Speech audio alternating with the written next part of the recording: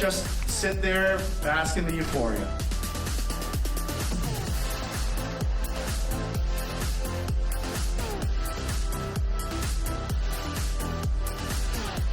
Thank you so much, Canadian Film Festival!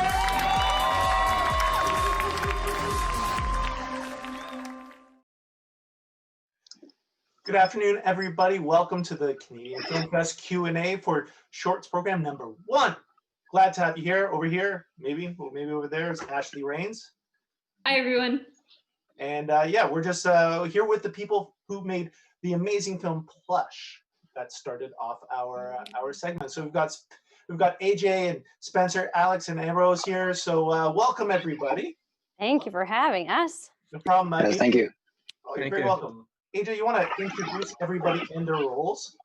I would be beyond excited too. So we have Ambrose Garcia, who is the animator, and he did and I don't just mean animation, I mean like sketches, the color. He did everything that was animated was Ambrose, and then his partner in crime was Alex Kingsmill, who did all the compositing and visual effects. So those are the shadows, making sure that it actually looked like those animations were licking Sweet Lucy. And then of course Spencer Cragen, who just brought the emotion to life with that beautiful score that he just put together, because the guy's a wizard. That's so cool. Thank you all for being part of the festival lineup, for making such a great movie that in only, is it a minute and a half? It's about, yeah. Wait, right? Like 2 minutes? 46 seconds and then credits. That's right. And this is what I love, when filmmakers are able to tell a story no matter how much time they have. And was that born out of necessity? Because I know animation takes a lot. So did you make it purposefully short so you can get as much cool animation in, or how does that make you develop the story? Originally, I was actually collaborating with a team called Blink Twice, who were running these Instagram films that were only 1 minute long. They were all meant to be redirection films. Charlie Hamilton and I made 2 together, and while we were doing it, I was like, it's so cool. If you can get like a story and a feeling across in a minute or 2 minutes, and shock people in the same way, what a neat tool and way to communicate a story. And so when we were thinking about it, I was talking to them about it. And in the original iteration, we were going to have real animals. The taxidermy was always going to happen. So I had to get real animals, and then those real animals had to match the taxidermy. And then I started sitting back, and one of the Blink Twice writers was like, what would happen if it was all animated? I was like, I'm not animating an entire movie, but what if we created just animations at the beginning? And so just saying that sort of spiraled my writing into what it became.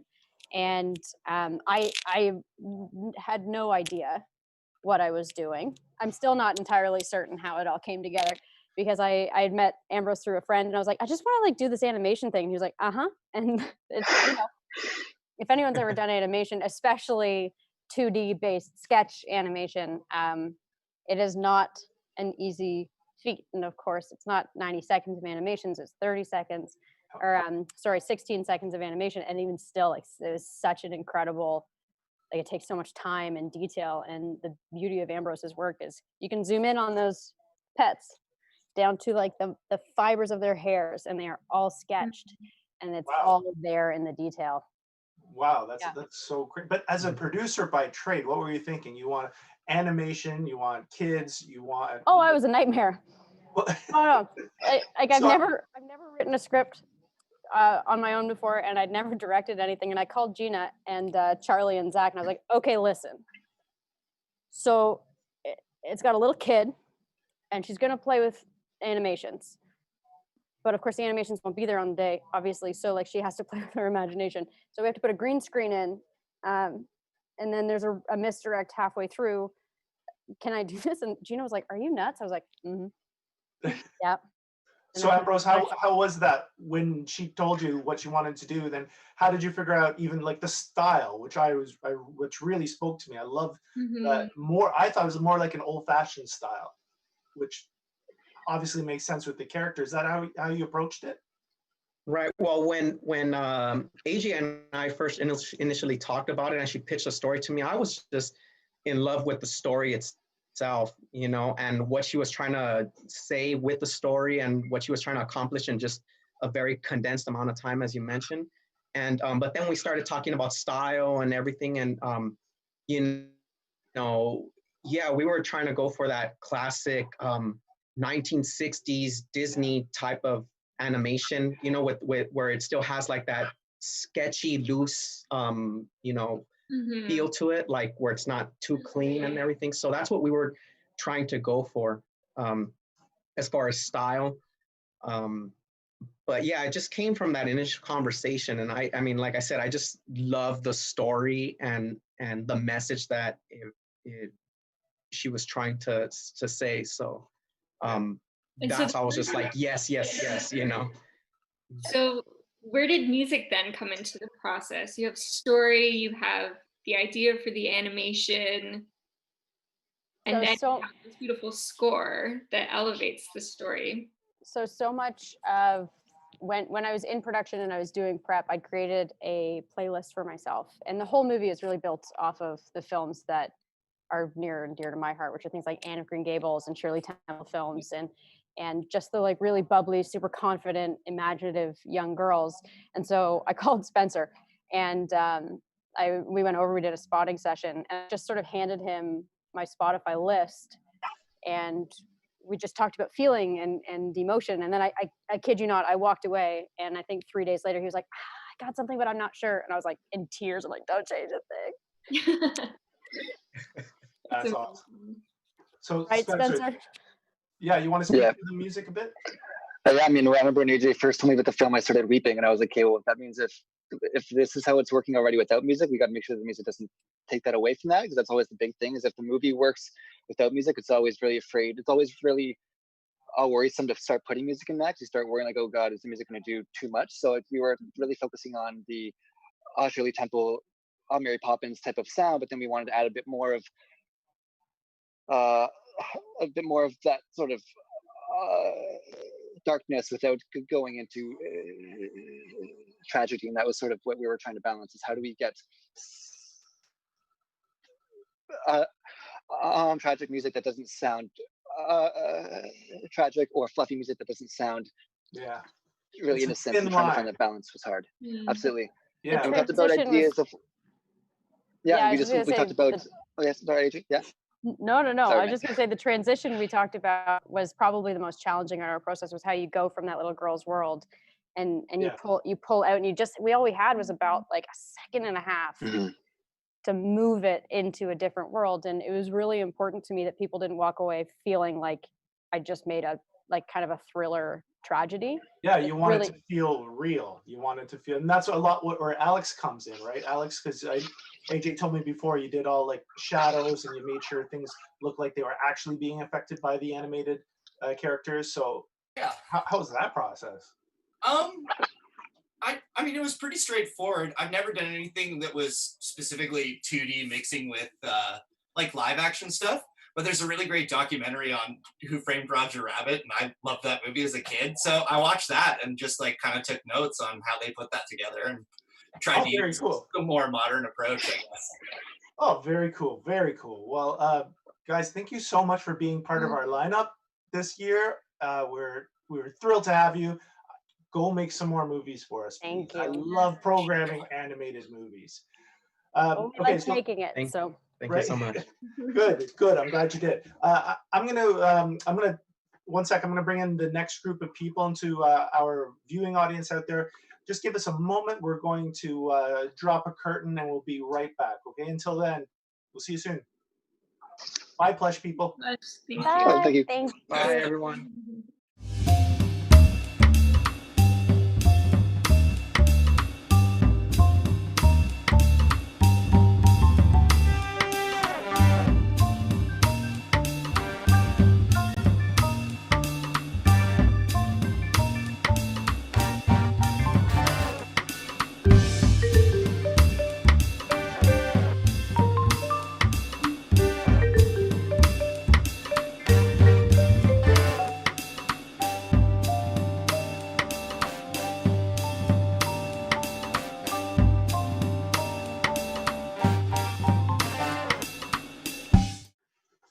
Hi, everybody. We're back. We're back with the cast and crew of Joey, the second short that we played today. Welcome, guys. It's an absolute pleasure to have you here. Jessica, maybe you want to go around and introduce everybody and their roles in the film. Sure. We'll start with Lucy Guest, who's in the gorgeous blue shirt, who played Joey. And then we have Jessica Harris, who played Sandra. And she actually got to play 2 versions of Sandra within the film. The very overzealous bridesmaid and the poet who fell. And then we have Daniel Stolfi, who is Dan the Man and has got all the moves, who played Trey. Yeah, that was Ashley and I haven't watched this movie for months because we watch in the submission process, and I was watching I think it was actually the first movie I watched, and I was just right away when I watched it the first time, I'm like, this is the weirdest movie I've ever seen. I freaking love it. We have to show this. And I was just reminded today about how really surreal it is. And I love that because that really, to me, helped me understand the character, what was actually going on, and nothing really ever completely makes sense. I think life is just a big, messed up, pile of nuts and bolts, and we're trying to put everything together and nothing really fits, but we keep going forward. And that's how I connected with that main character. And especially in moments when you endow these life moments with so much meaning, and then you take a step back and you're trying to really look at it, and it all seems so bizarre, even the way we commit to formalities and traditions and roles on the day. So Jess, where did this come from? My brain. I think the last 5 years for me have felt surreal because of my own sort of stuff that I was going through with my health journey, and but also very hilarious moments too, and in places where I least expected it, like from the nurses or doctor or whoever it was that I was dealing with, and just sort of you feel like, okay, I'm gonna wake up now. How did I get here? What am I doing? And you place so much value on so many things until you kind of get woke. Yeah. And hashtag YOLO. No, I'm kidding. And so with Joey, she just kind of started to live in my brain, and I really wanted to just show how you can keep trying and you can keep putting all of this value on stuff that really, at the end of the day, doesn't matter. Do I want to be here? Is this where I'm supposed to be? And the universe kind of just keep reminding you no. And then you deciding, okay, well, I'm going to keep going anyway and see where this leads me. And I guess you were also really lucky in being able to cast I'll just say 3 because there are 3 of you here, but everybody was so funny. Yeah. So funny, but really keeping on with that serious message of looking to see what makes sense in your life. So Lucy, how did you navigate that? Keep it funny, but also your character's going on in a very important journey, but you were still so funny. Thank you. I think just exactly that, keep trying to, for it to feel real, basically, so that these moments are surreal and weird and don't really make sense, but they kind of do.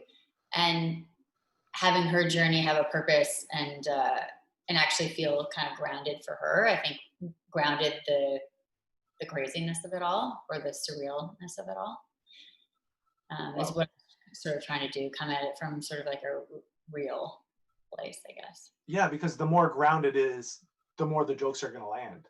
And yeah, I think that's. And yeah. I don't even want to say jokes. It's more just observations on how messed up life is. My favorite book, Hitchhiker's Guide to the Galaxy, it will be forever, because it tells you that the universe is messed up. Just try and have some fun, right? And this is what this movie reminded me of. I know. It looked like Daniel and Jess Harris, you had no fun on set that day. None whatsoever. Yeah. So boring. I was dancing like that. I mean, I didn't have to do anything. That fantasy wedding looks like it would be a really good time. It was the first shot of the day. That's how we started, and was having everybody dancing. And Dan picked his song, which was Daft Punk's, what was it? Lose Yourself to Dance. Yeah, and we all lost ourselves in Dan's dancing. I forgot how funny that was. It was Dan. Like, you've got some moves. Like, Hey. I don't want to look at you, but I can't not. Hey, Jess saw some of the moves obviously somewhere, and then said, "I need those moves in this film," and I said, "No problem."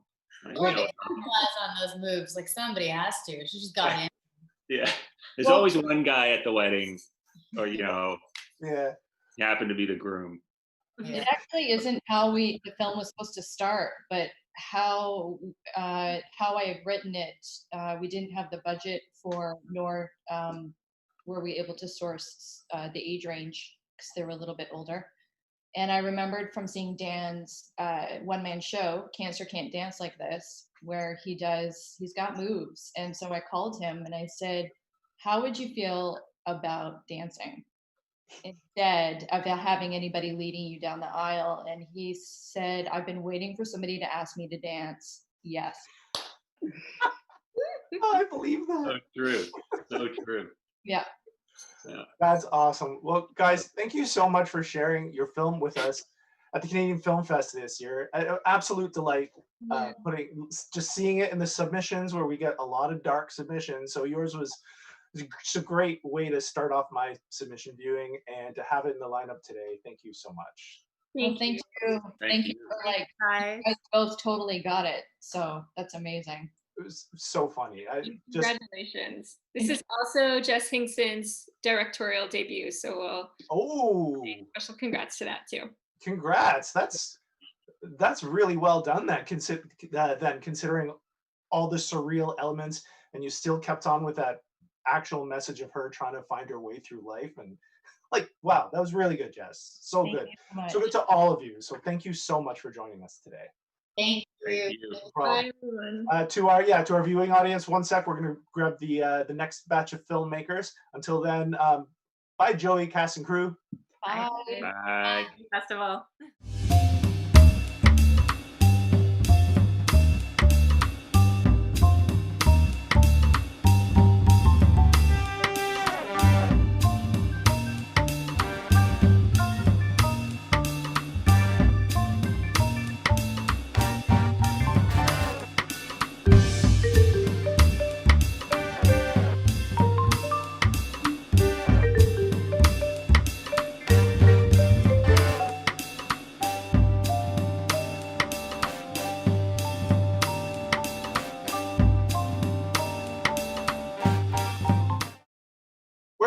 We're back with the cast and crew of Liminal. Guys, how are you doing? Great. Good. Thank you so much for being here. And Dan, everyone, introduce yourself. Yeah, Dan, can you go around and introduce everybody in their roles? Yeah, I think I remember. Hi, I'm Dan Abramovici. I'm the writer-director. Elspeth McCall produced Liminal and did a million other awesome things. Ian is our cinematographer, and Aaron Poole is our lead, one of our 3 lead actors in the film. Cool. Great to have you guys here, and an astounding short film. Thank you. Every single frame was another vivid, moving painting. And how long did it even take you to figure out every single shot? Because it seemed to me like there was so much thought put into every single camera placement, light placement, everything. Every beat, every performance, everything. Yeah, go ahead, Dan. Let's talk this through. Where to start? Yeah, thanks. I kind of was thinking about this story for a long time. I'd say at least a good year before we shot. And then Ian and I, many happy months in his living room / kitchen, working through ins and outs of shots, through kind of what's possible. Pre-production was a number of months. Elle, what do you think? 4. 4. 4 and a half, we only had a 2-day shoot, so sorry, that's not true. Yeah, that's not true. It's What? 4 days. 4 days, geez. Yeah. But yeah, no, we there wasn't a lot of time to waste, so they definitely had a lot of pre-planning for everything. Yeah, it was a bit of a chicken and the egg scenario too, because we had the script, we had what the scenes wanted to do, and then we would end up with a location, and then the location was like, okay, well, this will dictate what that can do. And so there were certain changes as we were thinking about it. So we would go see a location, come back, and it's like, oh, that can't happen there anymore. The camera needs to be moving left to right, for example. Well, in order to do that, there needs to be a door there. And just, we would kind of try to redesign the movement of the film based on the locations, based on our original concept of how the film should work. Wow. Wow. I can't And believe then go ahead, Vern. No, you go ahead. Then the physical movement of the actors and the dancers, where did that come from? I mean, like, the physicality is gorgeous. Aaron, the way you take on the dance, but then also the dancers in the film. Where did that come from? How did that come to be? What was the process there? Oh, sorry, Aaron, did you want to? That's you. That's the choreographer. Yeah, I mean, so first of all, I owe a huge thanks to Sean Brackey and Mateo, all our dancers, for doing an incredible job of just interpreting. I was very lucky with this film to work with people who are amazing at what they do. So with Sean and Mateo, we're like, this is kind of the feel of the choreography that we want, and then they optioned a whole lot of amazing stuff. The idea of kind of breaking from reality into this kind of surreal dance to kind of, I guess, evoke the ephemeral or dive into Steve, the Darren Poole character's psyche a little bit. Like, that is one of the things that really excited me about making this movie, of really kind of running current time, past and future concurrently, and making it feel like this revolving door. And so finding the right people who can help make that happen, so it wouldn't feel like a total break in the reality, and feel kind of like an organic kind of flow, that was super important. And for that, everything is, you know, the actors, Ian, and our incredible dancers. And I think you really did achieve just that, because to me it was such a fluid, like, it was a visual poem that had one story after another story after another story that just kept informing the story, the bigger story, and you just get sucked into Aaron's. Though that's kind of cheating too, by the way. Aaron's just good in everything, Dan. So maybe it wasn't all you, but you know, but it was that. It was just, I got sucked into your character, Aaron. Like, just, I needed to know where that was going, and I was scared that it wasn't going to go in a good place. And then I was like hopeful. So how did you navigate that to, you know, keep the viewer guessing where you're going? I mean, I think for I mean, the journey is scripted, and that's Dan. And you know, to be invited into sort of that track, I realized that we really had to, almost more so than any other film, just focus on what the emotional reality was of every little beat, and trust that it would be stitched together by Ian and Dan's sort of architecture, and like the number of months and the amount of time that Elsbeth and the two of them were able to sort of prep. And I knew too that I couldn't really gauge how much the dance would support the character's emotional journey, but I knew that it would. My sister's a ballerina in Europe, and dance is probably my favorite art form. And so I knew that I just had to be present, and then the rest would just kind of follow. And I'm really proud of what Dan accomplished with this, like naturalism and kind of the abstraction of dance together. Yeah, the dance really did add a lot. I know that Ashley studied at National Ballet School Canada. Oh, cool. For quite a while, so she mentioned that to me as well. How that struck her and how much it added, and that's one thing that just blew me away. That added, the dancer's fluidity added to the story's fluidity, and that literally just swept me away. Well, not literally, but it did actually sweep me away, and just astounding, guys. Just welcome back, first of all. Yeah. And right. Welcome back to Ian as well. Ian, yeah. Always happy to be here. Yeah, right. Yeah, So for sure. I just hope you guys keep making movies like this, because that was just amazing. So what are your next steps with this movie, or with anything else you might be working on? We were just talking about that in our breakout room. Awesome. Dan? Yeah, well, first of all, thanks. And it's really good to be back at Canadian Film Fest, and it's really, really cool that you guys pulled this off. I mentioned this to you privately, but publicly, it's really, really cool. Yeah, I'm writing a couple of features. One is feels very much like the next step of the kind of liminal journey. Playing with some of the themes and motifs in this film. The other one is something totally different. I also have a couple of shorts in the pipes, and yeah, obviously I'm very, very hopeful that I get to work with this team again. Not just this team, but if I may, because I just remembered and I don't want to forget, we have an amazing cast and crew: Emily Pigford, Vlad Alexis, composers, Spencer, Chris Rainick, and I can't tell you how much I owe Mike Rasiker, our editor. I've spent so much time with him, and we experimented a lot and worked this a lot, and I can't think of a better post partner than Mike. So if you're watching this and you want an editor who's going to really take your vision to the next level, yeah, talk to Mike. So beautifully edited, so well edited. I completely agree. And editors don't get enough big ups, so no, very nice of you, Dan. Okay, that said, I just want to now say thank you for being part of the lineup this year.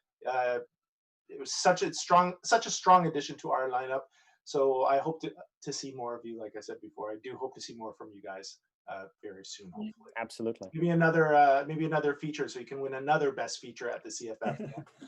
Thanks, buddy. Dan won for Ben's at Home in 2014. I have the thing here. Yeah, 2015. 2015. Yeah. Good. Yeah, this is a different film. Yes. Anyways, guys, I'm gonna just say goodbye to you in just a moment let the people out there in internet land know that we will be right back. And until we do, I'm gonna say bye to the Liminal cast and crew. Bye, guys. Bye. And thank you Thanks very for having much. us. Thanks so much, guys.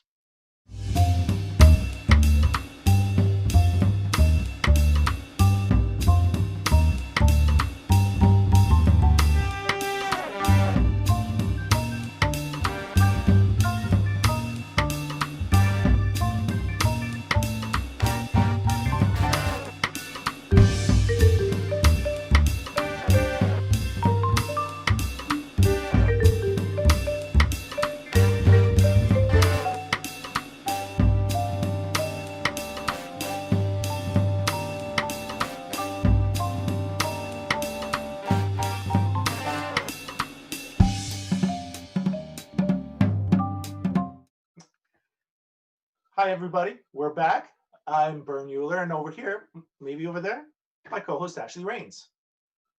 Hey, I'm Ashley, and welcome Fazila to the Canadian Film Fest. Welcome. Thank you very much for having me.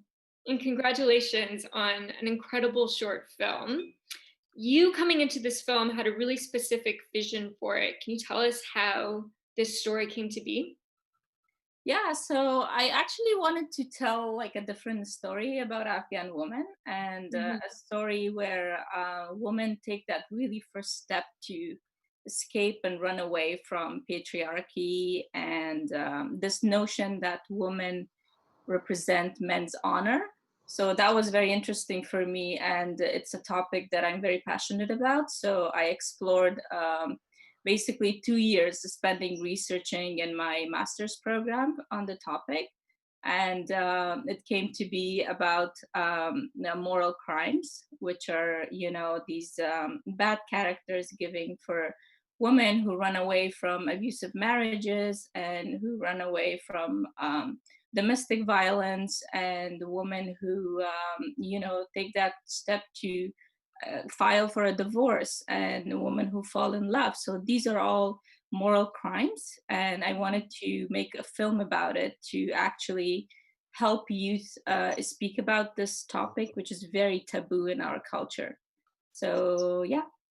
So on that, with this is one thing that I wanted to ask you about, is just what you said now. It's taboo to talk about. So how does one, in whether it's in Afghanistan, whether it's in any of those surrounding areas, or anywhere in the world where this is going on, how is a good way to bring that up in those places versus what you're doing here? Because I imagine doing a movie like this would probably be frowned upon, to say the least. Yes, exactly. So in Afghanistan, it still remains a very traditional country, and it's conservative. It's really taboo to talk about these topics. And so for me personally, I feel like arts, journalism, activism, these are like a really great tool for inspiring change in a society.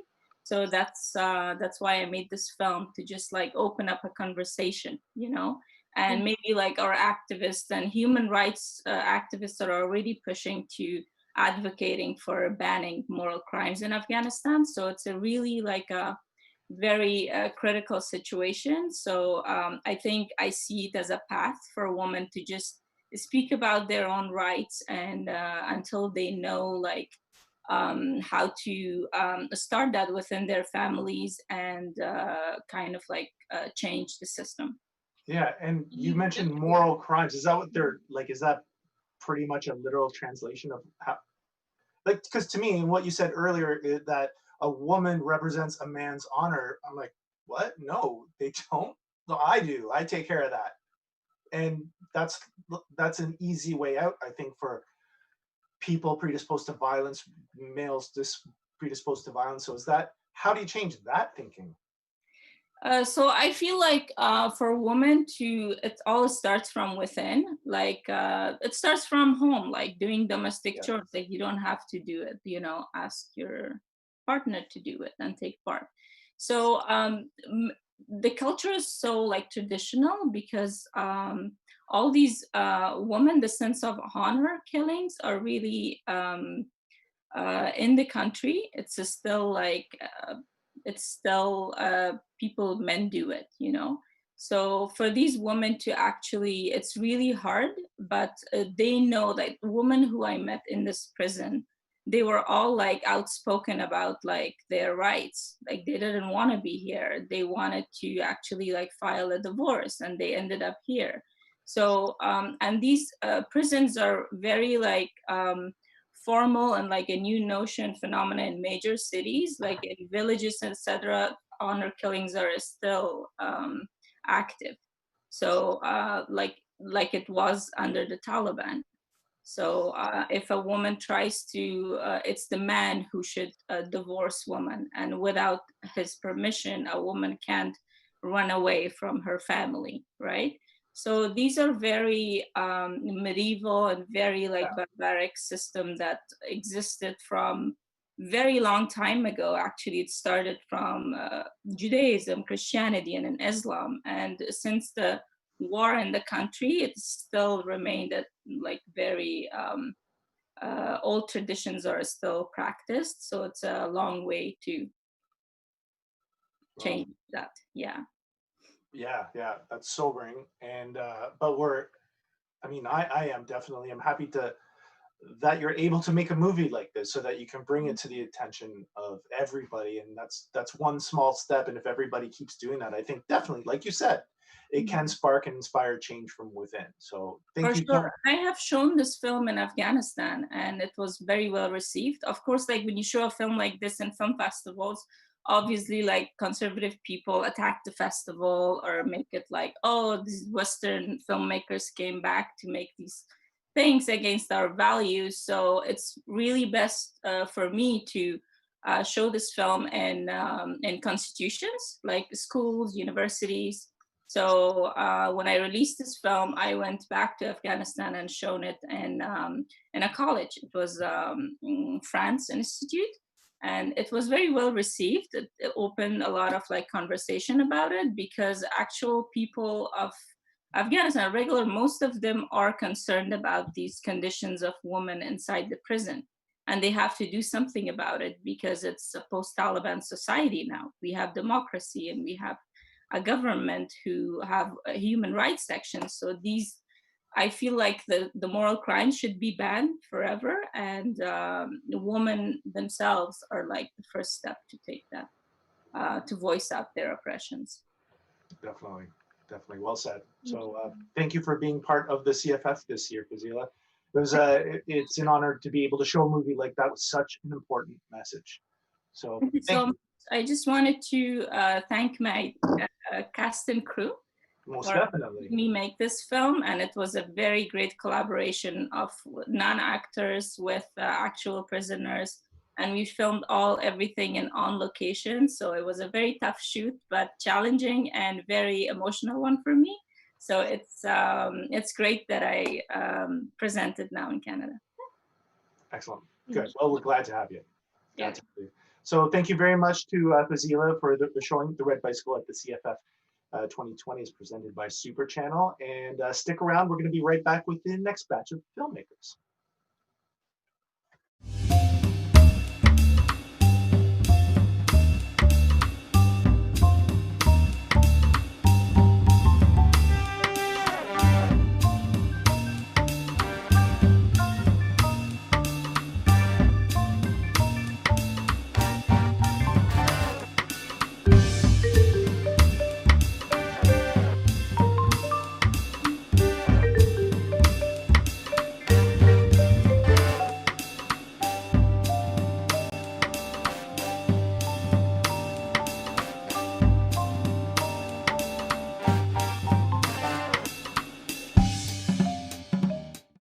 Hi, everybody, and we're back. We're back with some cast and crew of 20 Minutes to Life.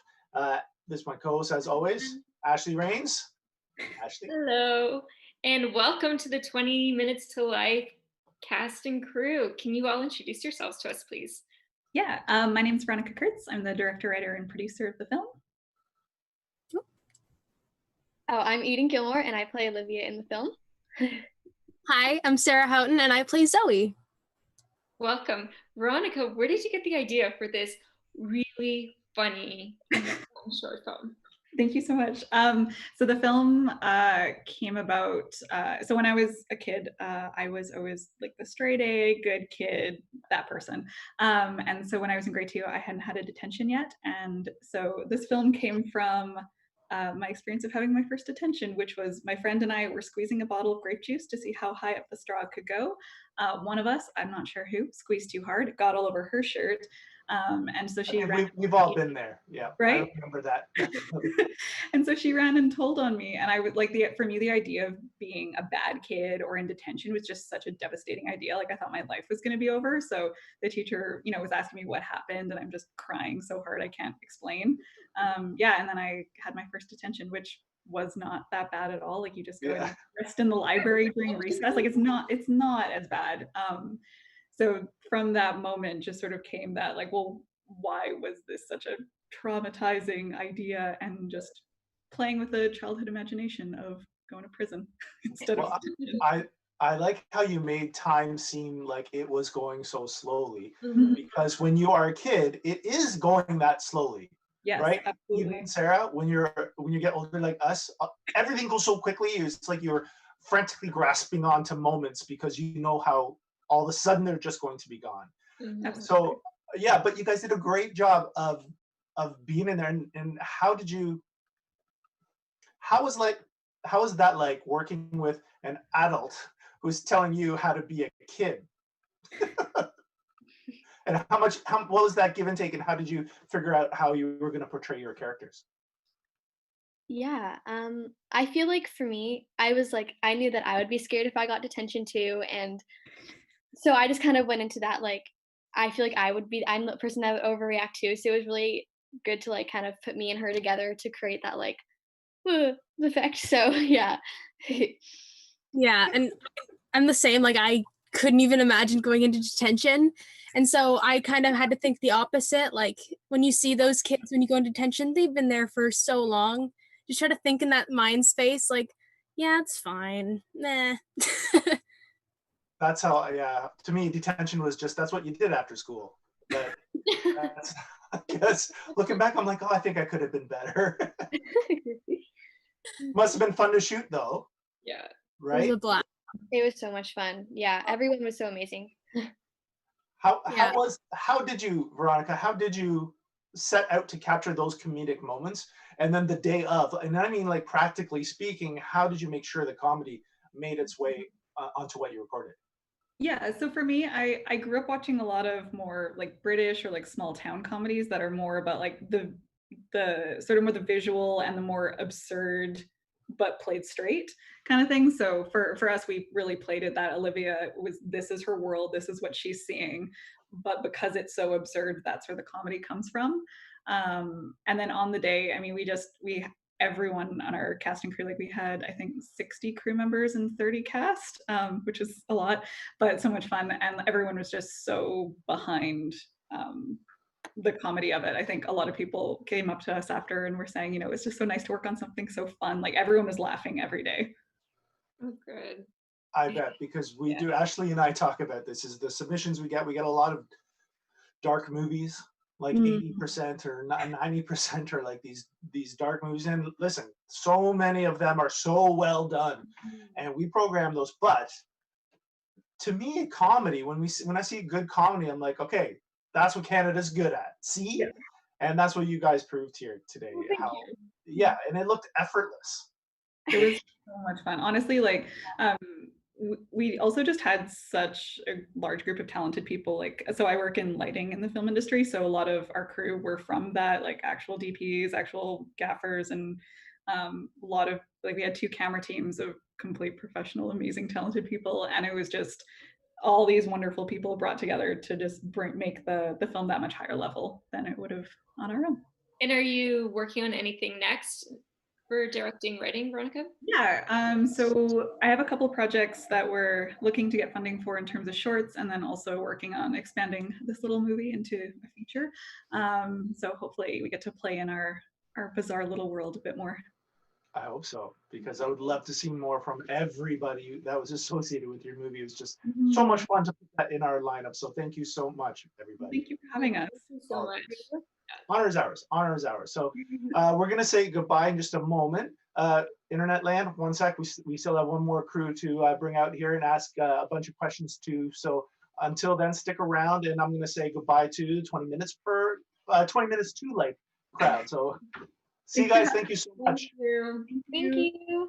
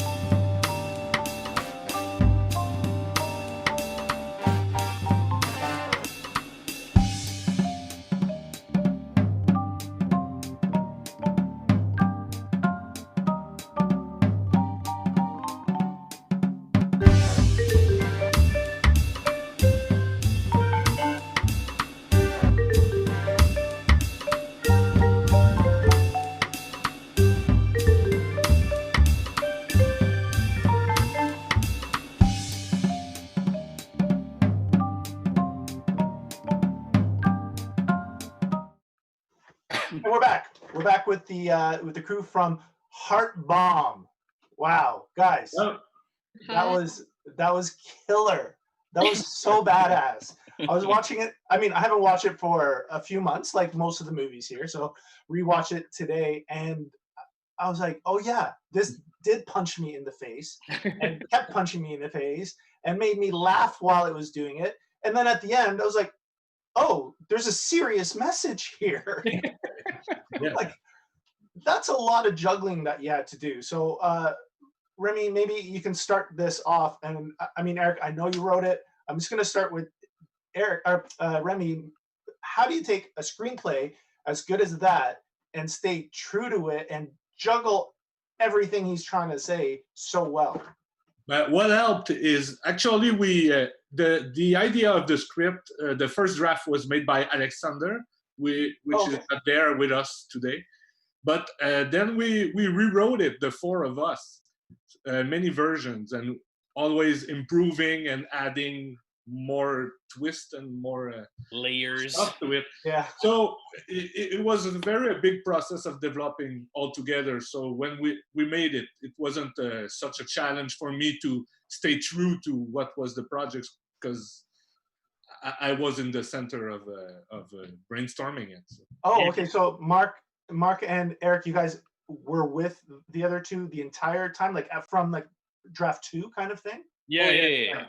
That's when we came in, and then literally we had like the TV you see here. We put right like there. The script there. We were 4 in the room, and we were writing like jokes, riffing off. Yeah. When the line was not funny enough, we were trying to get something better always. Oh my! That must have been so fun.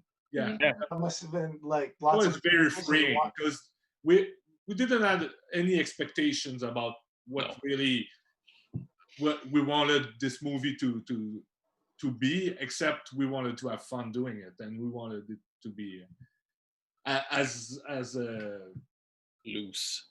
loose and very rhythmic and very lots of things happen and no break at all, and that was the goal. Yeah. Definitely, and that really did come across, because Ashley and I were talking about this again just the other day about how it starts and then you go forward in your seat and you don't stop and you don't realize you've been leaning forward until it's over and you're like, oh, that's what it was about. Because it's a very serious message too, the workplace safety, especially for actors, for example, but I won't even say especially for anybody in any workplace situation being asked to do something dangerous. I mean, that to me should be a serious film, but you guys are like, no, let's fuck around a bit. Right? I think we were more focusing on the aspect of being of the integrity of doing a job you don't really want to do just for fame and money versus what really pleases you to do but doesn't provide as much. So that was the main dilemma for us, for that comedian who prefer theater but that doesn't pay the rent for him and his future baby. And so but there is also the safety aspect, which makes him at risk. So just to put another layer of meaning at stake and meaning of. Absolutely. And then yes, what you're talking about too, that was that other layer that I'm like, oh, because I mean the workplace safety is obvious, that's almost even more of a plot thing, but definitely informs the whole, what's true to his heart and is it worth it, right? Absolutely. And so that was so much fun and so well put together. There were so many cues from other action movies and comedies that I've seen. Tell me if I'm right or wrong, because I could definitely be both. I saw a lot of Edgar Wright in there, for example, like Shaun of the Dead kind of, very visual camera movements and sight gags and all that. What were some of your influences that you think crept in there, whether conscious or not, when you were writing it or filming it? Of course, I have forgot his name, but the director you just mentioned is someone that is very interesting for me. His relation to comedy, very rhythmic and very visual. But also there's a lot of like Eric is wearing the Crow T-shirt that he was wearing in the film as well. And that was also a reference for us. Yeah, all those dumb action movies like 80s, 90s. You have a bit of Crank in there. You have a bit of yes, because of the and also art. Yeah. Darkman. There's kind of from Sam Raimi because again, yeah, it's really a big mix, a big meal. Yeah. Deliverance. Some John Borman as well in there. You all clearly really like working together, and you seem like you're still friends. Yeah. Are there any plans to collaborate again? Are you working maybe on a feature version of this, or not on this? Something else we can look forward to? Yeah. But we're writing right now a movie. It's a horror movie. Yeah, because with Hard Bomb, we went in really into, like, for Remy, it was really into comedy, but like he says, sometimes we went in the directing, there's also kind of a bit of irony, and so he wanted to maybe put comedy aside. So we're working on a horror movie, but with pretty much no comedy. So. Yeah. Really serious. So we're trying to make to get some thrills for once. Usually we write comedy, but now we're trying to do something that's quote unquote more serious. But hopefully it's going to be just as fun and entertaining as this was. I think it will be. No, but it's just that, like I said, it's that irony always when you do comedy. It's like you're never taking the shots and the acting and the characters seriously. There's always a layer of distance, judgment, and I wanted to put that aside for that movie and just really go all into the suspense and the thrill. Cool. Well, so we're looking forward. Not funny at all. No, I'm sure there won't even be one joke in there. You guys seem like a really serious and very cerebral. Yeah, it's all about. Listen, I also want to bring something up too. Just the look of it. It just looked fantastic, and considering how many wildly different elements there were in scenes, like set scenes and all that, the cinematography totally tied that together. Like it was incredible. Can you speak a little bit about your DOP? He's François Messiero, his name. He worked a lot with Denis Côté. Oh. I worked with him also on another short film, Petit Frère, that had a pretty good run. And I really like working with him, and he was very good with this movie. We had, like you said, we had all those very different looks that we wanted to do, but we knew that from the beginning. So it's a bit, I think the cartoonish side of it helps putting all of them together, because even if they're very different, it's not really cartoonish, but it's not subtle. It's really in your face. It's not subtle. It just punches you in the face and keeps punching you. Yeah. You just want more. So, guys, thank you so much. Thanks so much. It was our pleasure. Thanks so, to you. So much fun. So much fun programming that one and seeing that one. We're really looking forward to anything you guys do in the future. So please think of the Canadian Film Fest if you're looking for a festival for anything else in the future. We will. Thanks for having us. Cool. Thanks for having us. Thank you guys. It's absolutely our pleasure having you guys here. So yeah, that's the last Q&A segment of the Shorts program this day. We do have another Shorts program next week, and we have a movie tonight and Thursday, Friday as well. So lots of industry series stuff. Everybody out there, please check it all out. Until then, I'm going to say goodbye to the Heart Bomb crew. Goodbye. Thanks, guys. Thanks for having us. Bye-bye. Hello, my name is Wendy Potonsky, and I'm the managing partner and owner of Retake Furniture Rentals. Retake is once again a proud supporter of the Canadian Film Festival and is working to contribute to the Canadian film and TV industry by making it an easy and sustainable place to do business. Retake understands the importance of set design and the dynamic nature of the film and TV industry, which is why we created a company to specifically support Canadian filmmakers. Retake provides sustainable short and long-term furniture rental options to meet production schedules and product needs. Our in-house upholstery services can tailor our product to meet your set design requirements and match your color schemes. We use sustainable approaches to minimize product going to landfill when you no longer need the furniture on your set. Retake can also assist you in setting up your office with sustainable alternatives to keep your team working safely as we all head back to work during this unprecedented time.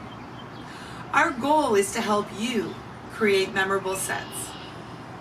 Stay safe, everyone, and enjoy the films and shorts at this year's Canadian Film Festival.